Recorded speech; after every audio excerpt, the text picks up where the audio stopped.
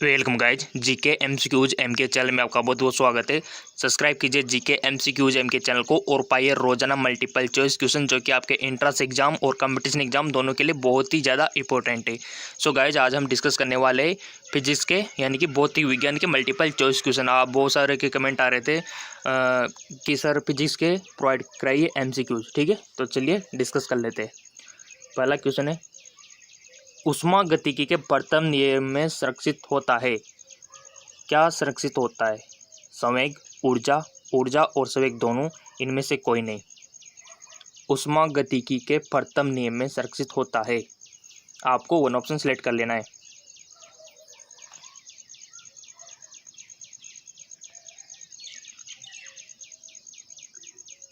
So guys इसका right option हो जाएगा हमारे पास ऊर्जा। ठीक है, ऊष्मागतिकी के प्रथम नियम में क्या सुरक्षित रहती है? ऊर्जा सुरक्षित रहती है। चलते हैं नेक्स्ट क्वेश्चन की ओर। अगला है हमारा, निम्नलिखित द्रवों में कौन सा ऊष्मा का बहुत अच्छा चालक है? आपके सामने ऑप्शन है इत्र, बेंजीन, पारा, पानी। वन ऑप्शन आपको सेलेक्ट करना है। 5 सेकंड का टाइम है।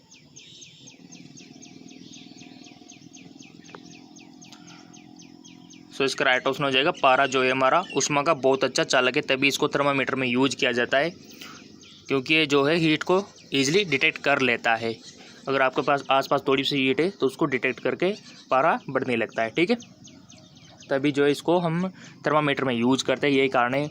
और यहाँ तक कि हम जो प्रेशर मापते हैं वो एमडी दाब का कहाँ पर घटा हुआ है, कहाँ पर बढ़ा हुआ है, ठीक है, बैरोमीटर में, उसको भी पारा यूज होता है। ठीक है, और यहाँ तक कि हमारा जो बीपी का इंस्ट्रूमेंट होता है, आपने देखा होगा क्या बोलते हैं बीपी के इंस्ट्रूमेंट को?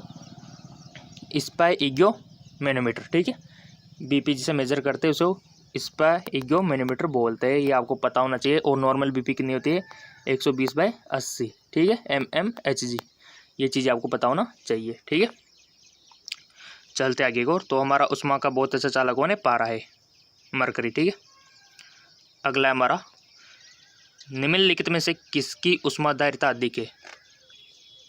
बेंजीन, जल, स्वर्ण का टुकड़ा, लोहे का टुकड़ा।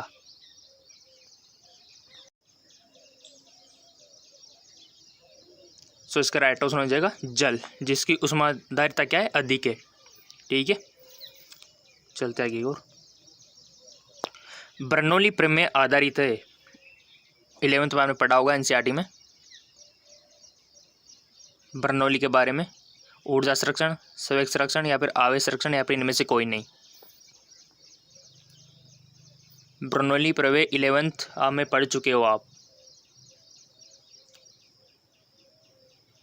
5 सेकंड का टाइम है, आपने चूज कर लिया होगा इसका राइट ऑप्शन। सो इसका राइट ऑप्शन हो जाएगा ऊर्जा संरक्षण पर। ठीक है, चलते आगे और।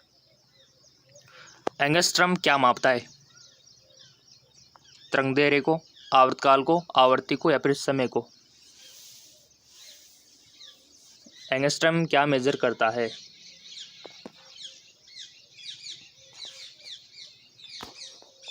सो इसका राइट ऑप्शन हो जाएगा हमारे सामने तरंगदैर्घ्य को मेजर करता है एंगस्ट्रम। ठीक है, अगला है हमारा, चाबी ब्रिगेडी में कौन सी ऊर्जा होती है? स्थितिज ऊर्जा, गतिज ऊर्जा, संचित ऊर्जा, फिर यांत्रिक ऊर्जा।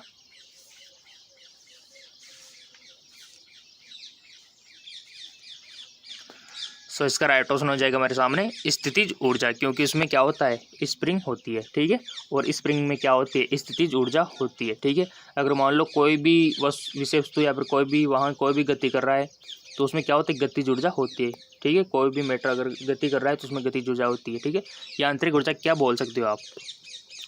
यांत्रिक ऊर्जा अगर कोई पुर्जा घूम रहा है, रोटेट हो रहा है, ठीक है, जिस पर हम मैकेनिकल बल लगा रहे हैं, ठीक है, जैसे कि हम विद्युत जनरेटर को आप जानते होंगे, जिसे विद्युत जनरेटर को हम घुमाते हैं, ठीक है, घुमाया जाता है इनको, तो जैसे इनको घुमाया जाता है तो क्या होता है? यांत्रिक ऊर्जा कन्वर्ट हो जाती है विद्युत ऊर्जा में। ठीक है, और जैसे आपने पंखा देखा होगा, छत का पंखा, कोई सा पंखा हो गया, कूलर हो गया, जैसे इसमें इलेक्ट्रिसिटी हम डालते हैं यानी विद्युत द्वारा प्रवाहित करते हैं तो घूमने लगता है, तो विद्युत ऊर्जा किसमें कन्वर्ट हो जाती है? यांत्रिक ऊर्जा में। ठीक है, चलते आगे की ओर। सो हमारा जो चाबी ब्रिगेडी रहती है उसमें स्प्रिंग होती है, तो उसमें स्थितिज ऊर्जा संचित रहती है। क्यूसेक से क्या मापा जाता है?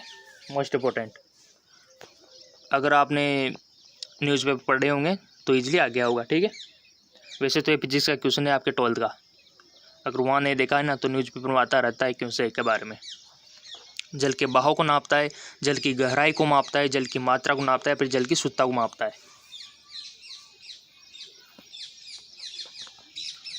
सो इसका राइट ऑप्शन हो जाएगा जल के बहाव को। ठीक है, जल के बहाव को मेजर करता है ये, कितना जल बह चुका है। जैसे अगर आपने देखा होगा आपके पास आसपास कहीं डैम हो, बांध हो, जब भी कोई पानी इसमें यानी कि इसका बहाव क्षमता पूरी हो जाती है ना, तब मेजर किस में किया जाता है, क्यूसेक में, कि इतना पानी क्यूसेक से छोड़ा जा रहा है। ठीक है, यानी कि पानी का बहाव इतना है, उसमें मेजर किया जाता है इतना क्यूसेक। चलते आगे को, अदिश राशि है, बलागुण, ऊर्जा, संवेग, ये सभी बताइए। 5 सेकंड का टाइम आपको मिलता है, इसमें वन ऑप्शन सेलेक्ट कर लिया करो और फिर उसके बाद जो मैं आंसर शो करता हूँ ना उससे मैच करा लिया करो, क्या हमने जो चूज किया था वो सही था या फिर गलत था। यानी कि आपका टेस्ट भी साथ में हो जाएगा और आपके मल्टीपल चॉइस क्वेश्चन भी साथ में हो जाएंगे। तो इसका राइट ऑप्शन है ऊर्जा, अदिश राशि है ऊर्जा। ठीक है, चलते आगे को, विद्युत मात्रा की इकाई क्या है, ओम, वोल्ट, एम्पियर, वोट। इस प्रकार के क्वेश्चन अक्सर आपसे पूछ ले जाते हैं। विद्युत मात्रा की इकाई क्या है, मोस्ट इंपॉर्टेंट क्वेश्चन। और गाइस जीके एमसीक्यूज एम के चैनल को सब्सक्राइब कर लो, बेल आइकन पर प्रेस कर लो, रोजाना आपको मिलेंगे multiple choice question, physics, biology, chemistry, सबसे। ठीक है, जनरल नॉलेज, ये सारे मिलते रहेंगे आपको। सो इसका राइट ऑप्शन है क्या मतलब एम्पियर। ठीक है, विद्युत मात्रा की इकाई क्या है, एम्पियर। अगला है, मात्रकों की अंतर्राष्ट्रीय पद्धति कब लागू की गई, मात्रकों की अंतर्राष्ट्रीय पद्धति कब लागू की गई, 11th फिजिक्स, 1965, 1971, 1991, 1985। सो इसका राइट ऑप्शन हो जाएगा 1971 में लागू की गई मात्रकों की अंतर्राष्ट्रीय पद्धति। ठीक है, चलते आगे को, प्रकाश वर्ष की इकाई है, समय की, द्रव्यमान की, दूरी की, इनमें से कोई नहीं। सो इसका राइट ऑप्शन हो जाएगा हमारे सामने दूरी की है। ठीक है, प्रकाश वर्ष दूरी को मेजर किया जाता है। इनमें से कौन नवीनीकरण ऊर्जा है, मोस्ट इंपॉर्टेंट। आपको अनवीनीकरण और नवीनीकरण के बारे में पता नहीं है तो आप इसको नहीं कर पाओगे, अगर आपको पता है तो कर सकोगे। इनमें से कौन नवीनीकरण ऊर्जा है, सो सिंपल। ठीक है, ये ऑप्शन कोयला, यानी कि यहाँ पर कोयला दिया हुआ है बट वहाँ एडजस्ट हो गया, यहाँ पर कोयला है। ठीक है, सो इसका राइट ऑप्शन सौर ऊर्जा होगा। गाइस यहाँ पर नवीनीकरण का अर्थ होता है असमाप्य, यानी कि जो कभी समाप्त नहीं होता। ठीक है, अगर यहाँ पर आपसे पूछ लिया जाए अनवीनीकरण, अनवीनीकरण का मतलब होता है समाप्य, जो समाप्त होता है। ठीक है, तो नवीनीकरण यानी कि असमाप्य, जो कभी समाप्त नहीं होता है, वो है सौर ऊर्जा, जो कभी समाप्त नहीं होती है। इसके अलावा कोयला, प्राकृतिक गैस, पेट्रोल, ये सब समाप्त होने वाले साधन है।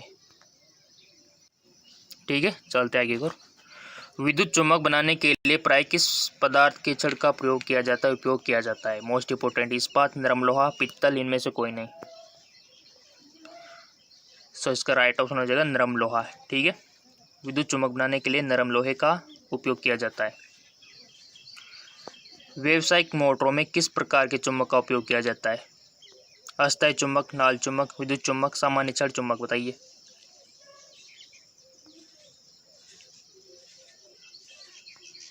सो इसका राइट ऑप्शन हो जाएगा विद्युत चुम्बक का। चलते आगे को, वास्तविक सूर्यास्त और आभासी सूर्यास्त के बीच लगभग कितने समय का अंतर होता है, गैप होता है, 2 minute, 1 minute, 4 minute, 3 minute. So guys ये 12th NCERT से पूछा गया क्वेश्चन है, इजीली आपको आना चाहिए और आपने चूज भी कर लिया होगा, आई होप। इसका राइट ऑप्शन हो जाएगा 2 मिनट। ठीक है, वास्तविक सूर्यास्त और सूर्योदय, यानी कि आपने देखा होगा सूर्य, जो वास्तविक में जो सूर्य उदय होता है उससे पहले हमको दिखाई देता है, और जो सूर्यास्त होता है उसके बाद तक भी हमको दिखाई देता है, 2 मिनट का गैप होता है इसमें। ठीक है, अगला है, मानव नेत्र में जो बिंदु प्रकाश के लिए बिल्कुल सुग्राह्य नहीं रहता है उसे क्या कहते हैं, मानव नेत्र में जो बिंदु प्रकाश के लिए बिल्कुल सुग्राह्य नहीं रहता है नहीं रहता होता है, इसे क्या कहते हैं? तो पीध बिंदु, अंध बिंदु, निकट बिंदु या फिर दूर बिंदु। 5 सेकंड का टाइम है, वन ऑप्शन सेलेक्ट कर लीजिए आप। सो इसका राइट ऑप्शन होगा अंध बिंदु बोलते हैं उसको। ठीक है, चलते आगे को। तेज प्रकाश में पुतली का आकार कैसा हो जाता है? तेज प्रकाश में बड़ा, छोटा, कोई परिवर्तन इनमें से कोई नहीं। सो सिंपल, ये तो बहुत सिंपल क्वेश्चन है। सो इसका राइट ऑप्शन हो जाएगा छोटा हो जाता है। ठीक है, आपने देखा होगा जब आप बाहर से तेज़ धूप से किसी कमरे में जाते हो ना, तो आपको कमरे में कुछ देर तक के लिए कुछ भी नहीं दिखाई देता, कुछ भी नहीं। ठीक है, क्योंकि आपकी पुतली का साइज़ क्या हो गया? छोटा हो गया। इसलिए आप धूप में से आए हो, उस टाइम पे बड़ा था, लेकिन जब से आप अंदर आए, जैसे उस टाइम पे छोटा हो गया था। जैसे आप धूप में थे ना, तो आपकी पुतले का साइज छोटा हो गया था, और जैसे आप कमरे में गए तो पुतले का साइज छोटा है, तो आपको क्या दिखाई देगा? कुछ नहीं। तो थोड़ी देर आप कमरे में अंदर रहोगे तो आपकी पुतले का साइज ऑटोमेटिकली बढ़ने लगेगा। ठीक है, चलते आगे को। कौन सा रंग है जिसको खतरे के सिग्नल में उपयोग किया जाता है? सो सिंपल, रेड कलर, लाल रंग। ठीक है, चलते आगे। सामान्य मानव नेत्र का दूर बिंदु होता है 25 सेंटीमीटर, अनंत पर 25 mm पर, या फिर 25 मीटर होता है? बताइए।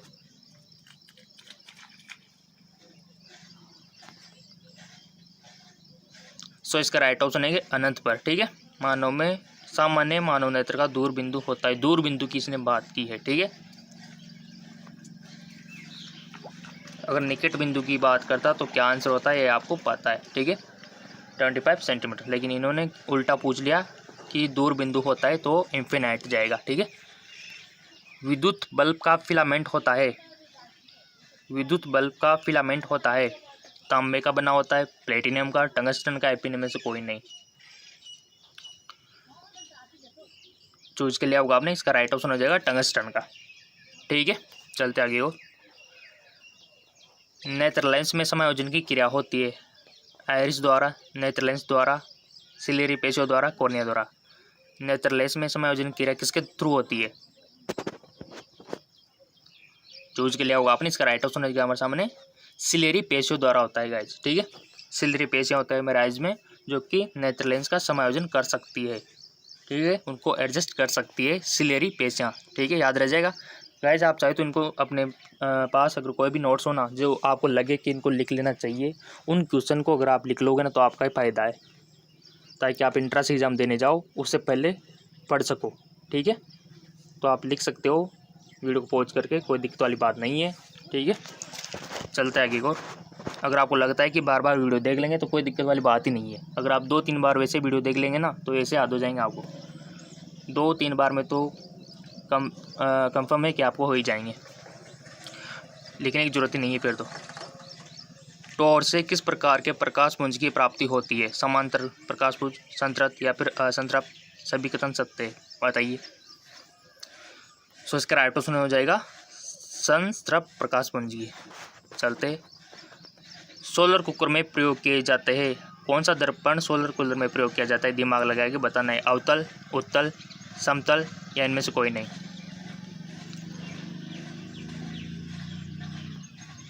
सो इसका राइट ऑप्शन हो जाएगा अवतल दर्पण। ठीक है, सोलर कुकर में क्या करता है? अवतल दर्पण।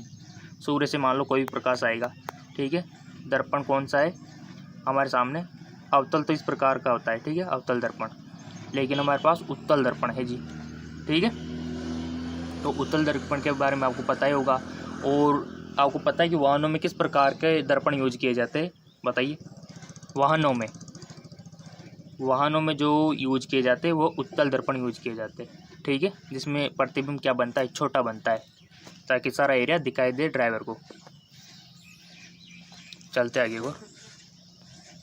और प्रकाश को कलेक्ट करने के लिए अवतल दर्पण यहाँ पर यूज किया गया है सौर ऊर्जा में। ठीक है, सौर कुकर में। ठीक है, चलते आगे को। उत्तल लेंस की क्षमता होती है धनात्मक। ठीक है, उत्तल लेंस की क्षमता क्या होती है? धनात्मक। चलते आगे को। नेक्स्ट क्वेश्चन है हमारा, यदि दर्पण से बना प्रतिबिंब हमेशा सीधा आकार में वस्तु के बराबर है तो दर्पण किस प्रकार का होगा? दर्पण में बना प्रतिबिंब सीधा है, आकार में वस्तु के जैसा ही सेम टू सेम बराबर है तो दर्पण कौन सा होगा? अवतल होगा, उत्तल होगा या फिर समतल होगा, या फिर इनमें से कोई नहीं?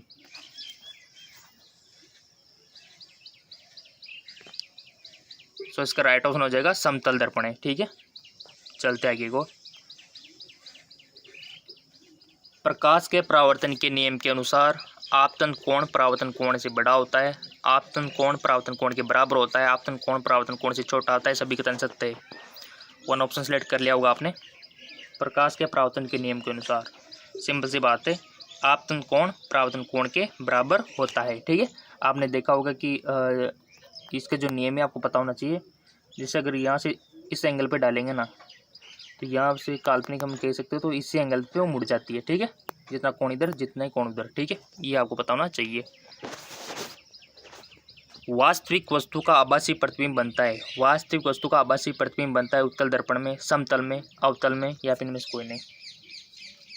वास्तविक वस्तु का आभासी प्रतिबिंब कहाँ बनता है, कौन से दर्पण में बनता है? चूज के लिए होगा, इसका राइट ऑप्शन हो जाएगा समतल दर्पण से। ठीक है, चलते आगे को। सूर्योदय और सूर्यास्त के समय सूर्य का गोल दिखता है, गोलाकार, घनाकार, अंडाकार, बताइए। सूर्योदय और सूर्यास्त के समय सूर्य दिखता है, किस प्रकार का दिखता है? गोलाकार दिखता है, घनाकार दिखता है, अंडाकार दिखता है, चपटा दिखता है? देखा होगा आपने, बता सकते हो। सो इसका राइट ऑप्शन हो जाएगा चपटा। ठीक है, रोगियों के नाक, कान, गले आदि की जांच के लिए डॉक्टर प्रयोग करते हैं समतल दर्पण, उत्तल दर्पण, अवतल दर्पण, या फिर इनमें से कोई नहीं। सो गाइस, इसका राइट ऑप्शन हो जाएगा अवतल दर्पण का यूज करते हैं। ठीक है, नाक, गले और आदि की जांच के लिए, ये मोस्ट इंपॉर्टेंट है। एंट्रेंस एग्जाम हो गया, कंपटीशन एग्जाम हो गया, पूछा जाता है बार बार कि रोगियों के जो नाक, गले, कान आदि की जांच के लिए डॉक्टर कौन सा दर्पण प्रयोग करते हैं? अवतल दर्पण। ठीक है, चलते आगे। आँख की पुतली किस प्रकार कार्य करती है? परिवर्ती द्वार की भांति, दृष्टि तंत्रिका की भांति, पुतली की भांति, अन्य। आँख की पुतली किस प्रकार काम करती है? सो इसका राइट ऑप्शन हो जाएगा परिवर्ती द्वार की भांति। ठीक है, अगला है, दीर्घ दृष्टि दोष वाला व्यक्ति के चश्मे में लगा होता है, क्या लगा होता है? दीर्घ दृष्टि दोष, निकट दृष्टि दोष, ये पता होना चाहिए। ठीक है, और जरा दृष्टि दोष, 3 होते हैं दोष, और इसका ट्रीटमेंट भी पता होगा तो आप इजीली कर पाओगे। दीर्घ दृष्टि दोष वाला व्यक्ति के चश्मे में क्या लगा होता है? अवतल, या फिर दीपोक्स लेंस, या फिर उत्तल लेंस, या फिर बेलनाकार लेंस, बताइए। 5 सेकंड का टाइम है आपके पास। सो गाइस, इसका राइट ऑप्शन हो जाएगा मेरे पास उत्तल लेंस। ठीक है, अब पहले तो क्या होता है कि दीर्घ दृष्टि दोष का मतलब क्या है? यानी कि व्यक्ति को दूर की वस्तु तो साफ दिखाई दे रही है। ठीक है, दूर की वस्तु क्या दिखाई दे रही है? साफ, लेकिन पास की वस्तु साफ नहीं दिखाई दे रही है। ठीक है, तो ऐसे में साफ दिखाने के लिए क्या करना पड़ेगा? दूर की तो साफ दिखाई दे रही है, ठीक है, बट पास की उसको साफ नहीं दिखाई दे रही है, तो ऐसे में कौन सा यूज करना पड़ेगा? उत्तल लेंस यूज करो, ताकि ये हमको पास का भी सही दिखाई देने लगे। ठीक है, चलते आगे को।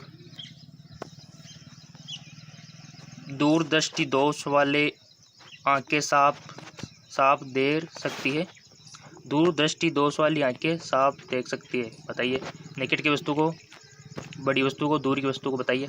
दूरदृष्टि किसको, जिसको है, तो उसकी आंखें किस चीज़ को साफ देख सकती है? पास वाली को, दूर वाली को, या फिर बड़ी को, बताइए। या फिर इनमें से कोई नहीं। अभी तो मैंने बताई है, ये जिनका थोड़ा सा ध्यान था वो इजीली कर पाएगा। दूर की वस्तु को। ठीक है गाइस, इसमें एक प्रकार से उल्टा है। जैसे पूछा जाए ना कि दूर दृष्टि दोष, यानी कि दूर की वस्तु हमको सही दिखाई दे रही है। दोष तो है दूर का, बट वही चीज़ हमको सही दिखाई दे रही है, ये थोड़ा सा ध्यान रखना है। निकट दृष्टि दोष, यानी कि निकट की वस्तु हमको साफ दिखाई दे रही है। ठीक है, तो इसका मतलब इस प्रकार से आप समझ सकते हो।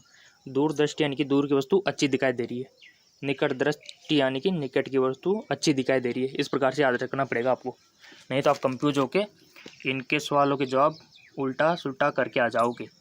ठीक है, याद रह जाएगा, ट्रिक के साथ याद रखना है। देखो, दूर दृष्टि यानी कि दूर की वस्तु अच्छी दिखना, निकट दृष्टि यानी कि निकट की वस्तु अच्छी दिखना। ठीक है, चलते आगे और। इंद्रधनुष किस प्रकार का स्पेक्ट्रम है? प्राकृतिक, कृत्रिम, कृत्रिम, प्राकृतिक, सभी सत्य, बताइए।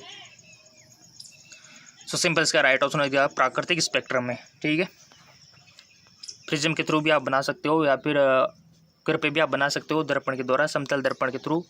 ठीक है, किस प्रकार बनाया जाता है आपको पता ही होगा। कुछ नहीं, एक से भी आपके पास कोई भी औजार हो, उसमें पानी भरना है, पानी भर के किसी में भी भर सकते हो, कोई भी प्लेट हो गया, कोई भी थाली हो गई, ठीक है, परात हो गई, उसमें पानी लेके आपको कुछ नहीं करना है। यहाँ पर आपको जैसे सूर्य का प्रकाश इधर से आ रहा है तो इसके सामने इसमें पानी में दर्पण रख देना है।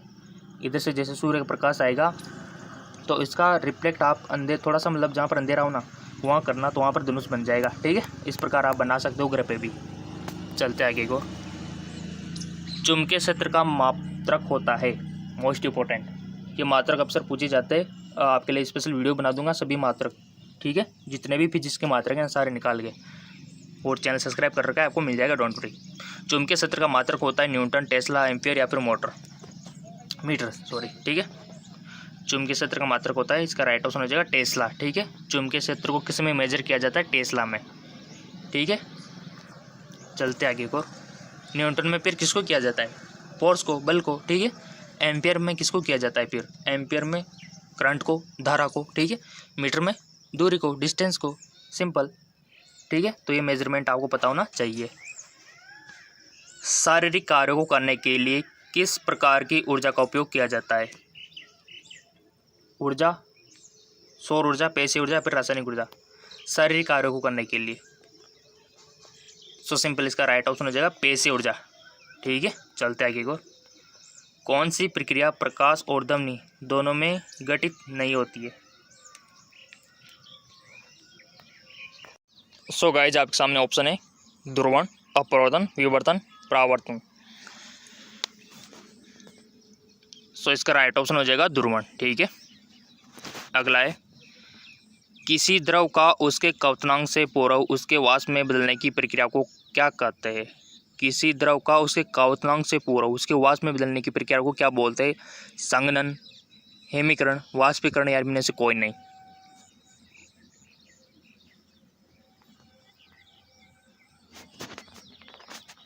पाँच सेकंड का टाइम है, आपने चूज कर लिया होगा इसका राइट ऑप्शन। सो इसका राइट ऑप्शन हो जाएगा वाष्पीकरण। ठीक है, किसी द्रव का उसके क्वथनांक से पूर्व वाष्प में बदलना वाष्पीकरण कहलाता है। उष्मा का सबसे अच्छा चालक है, मोस्ट इंपॉर्टेंट क्वेश्चन। चांदी, तांबा, सोना, इनमें से कोई नहीं। उष्मा का जो हमारी हीट होती है उसका सबसे अच्छा चालक कौन है? सो इसका राइट ऑप्शन हो जाएगा चांदी, सिल्वर। ठीक है, सिल्वर बेस्ट चालक है। और इसका अपोजिट पूछा जाए तो, सबसे अच्छा कुछ चालक पूछा जाए तो फिर क्या करोगे आप? सो गाइज अगर आपसे पूछा जाए कि कार्बन में जैसे कि इसका उल्टा अपोजिट पूछा जाए, जैसे कि हीरा होता है ना, वो कुछ चालक होता है। ठीक है, चलते आगे और। नेक्स्ट क्वेश्चन है कि किसी मनुष्य के शरीर का तापक्रम होता है 65 degree, 95 degree, 98 degree, 99 degree. Normal temperature कितना होता है ह्यूमन बॉडी का, आपको पता होना चाहिए, मेडिकल स्टूडेंट। सो सिंपल 98 क्या है, डिग्री सेंटीग्रेड है या फिर फ़ारेनहाइट है, ये भी पता होना चाहिए आपको। 98.8 होता है हमारा फ़ारेनहाइट। ठीक है, अगर डिग्री सेंटीग्रेड में पूछा जाए तो 37 डिग्री सेंटीग्रेड। ठीक है, कन्वर्ट करना आना चाहिए आप फ़ारेनहाइट को डिग्री सेंटीग्रेड में, और डिग्री सेंटीग्रेड को फ़ारेनहाइट में कन्वर्ट करना आना चाहिए आपको, तभी बात बनेगी। ठीक है, और बहुत सारों को तो आता होगा, 9th की बुक में दिया हुआ है वैसे बेसिकली, डिग्री सेंटीग्रेड को फ़ारेनहाइट में और फ़ारेनहाइट को डिग्री सेंटीग्रेड में कैसे कन्वर्ट करते हैं। चलते आगे वो। निम्नलिखित में से किस द्रव का घनत्व सबसे कम होता है? मरकरी का, पेट्रोल का, सब जल का, नमकीन जल का। सो इसका राइट ऑप्शन हो जाएगा पेट्रोल का, जो होता है घनत्व सबसे कम होता है। ठीक है, पेट्रोल का।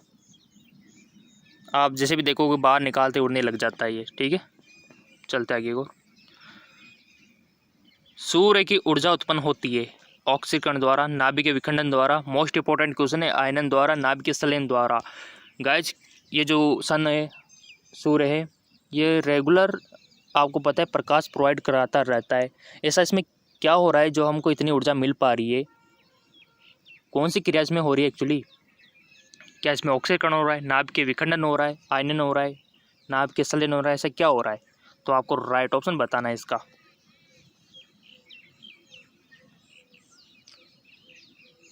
सो इसका राइट ऑप्शन हो जाएगा नाभिकीय संलयन। ठीक है, आप कंफ्यूज हो जाते होंगे नाभिकीय विखंडन और संलयन में, तो नाभिकीय संलयन में होता है गाइस। नाभिकीय संलयन के थ्रू ही हमको सूर्य से प्रकाश मिल पा रहा है आज दिन तक। ठीक है, आपने 12th NCERT में अवश्य पढ़ा होगा, नाभिकीय संलयन से हमको सूर्य की ऊर्जा प्राप्त हो पा रही है। ठीक है, लिख भी सकते हो अपनी नोटबुक में, नाभिकीय संलयन से सूर्य की ऊर्जा उत्पन्न होती है। ठीक है, ताकि एंट्रेंस एग्जाम में ये क्वेश्चन आ जाए तो आप डायरेक्ट इसको टिक कर दो। चलते आगे और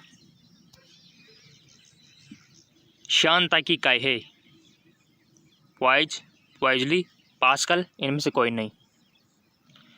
श्यानता आप पढ़ चुके हो 11th में। इसकी यूनिट क्या है, किस में मापते हैं श्यानता को? सो इसका राइट ऑप्शन है वाइज में। ठीक है, वाइज इसका इकाई है। अगला है, वह कौन सा बल है जिसके कारण पिंड धरती के केंद्र की ओर खींचा चला जाता है?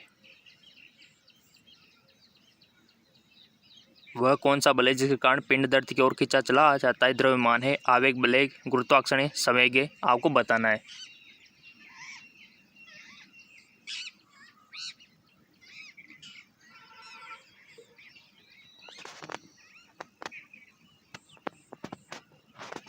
सो सिंपल, गुरुत्वाकर्षण, ग्रेविटी के बारे में तो आपने पढ़ा हुआ है, चैप्टर भी 11th में आपके। ठीक है, अगला है, पास्कल इकाई है किसकी? दाब की, वर्षा की, आर्द्रता की, तापमान की। देखो इकाई वाले क्वेश्चन और मात्रक वाले क्वेश्चन आपको आना चाहिए, हर बार पूछा जाता है।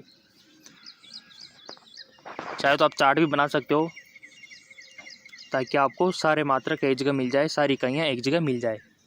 बुक भी आती है बेसिकली, बट वो आप परचेज नहीं कर पाओगे। ठीक है, वीडियो बना दूंगा मैं अगर आप मेरे को टाइम मिला तो। ठीक है, इकाइयों के ऊपर, ताकि आपको सुविधा रहे।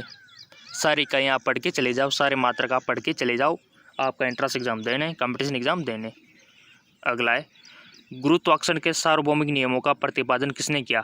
गुरुत्वाकर्षण के सार्वभौमिक नियमों का प्रतिपादन किसने किया? गैलीलियो ने, न्यूटन ने, कोपरनिकस ने, या फिर इनमें से कोई नहीं?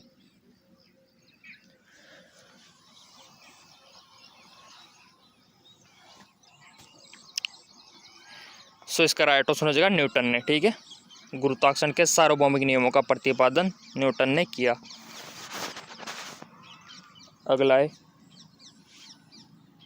निम्नलिखित में से कौन वेक्टर मात्रा, निम्नलिखित में से कौन वेक्टर मात्रा, ऊर्जा, तापमान, बल, चाल? इसका राइट ऑप्शन हो जाएगा बल। ठीक है, खाद्य ऊर्जा को हम किस इकाई में माप सकते हैं? जूल में, कैलोरी में, अर्ग में, या फिर इनमें से कोई नहीं? बताइए, खाद्य ऊर्जा को किस में मेजर कर सकते हैं? सो इसका राइट ऑप्शन हो जाएगा कैलोरी में। ठीक है, कैलोरी में मेजर कर सकते हैं। अगला है, डेनमार्क को कहा जाता है उद्योगों का देश, जल विद्युत का देश, पवनों का देश, खनिज पदार्थों का देश। सो सिंपल, इसका राइट ऑप्शन हो जाएगा पवनों का देश, डेनमार्क। ठीक है, अगला है हमारा, मानव के वे दो महत्वपूर्ण भाग कौन है जिसमें चुंबकीय क्षेत्र उत्पन्न होना अनिवार्य है? बताइए, मोस्ट इंपोर्टेंट क्वेश्चन हो गया है। तो मानव के दो महत्वपूर्ण भाग कौन से हैं जिसमें चुंबकीय क्षेत्र का उत्पन्न होना अनिवार्य, कंपल्सरी है? हाथ और पैर, मांसपेशियां तथा हृदय तथा मस्तिष्क, नेत्र तथा दृक तंत्रिका है। मोस्ट इंपोर्टेंट क्वेश्चन है, नोटबुक में नोट कर लो इसको, चाहे तो आप स्क्रीनशॉट भी ले सकते हो इसका। आई होप आपने चूज कर लिया होगा इसका राइट ऑप्शन। चेक कर लेते हैं, इसका राइट ऑप्शन होगा हृदय और मस्तिष्क, यानी कि हार्ट और ब्रेन। ठीक है, यहाँ पर चुंबकीय क्षेत्र उत्पन्न होना अनिवार्य है, जिसके थ्रू ये फंक्शंस कर पाते हैं। ठीक है, चलते आगे और 50 क्वेश्चन है हमारा, किसी वस्तु का प्रतिबिंब आँख के किस भाग पर पड़ता है? वह है कॉर्निया, रेटिना, आइरिस, या फिर पुतली? बताइए,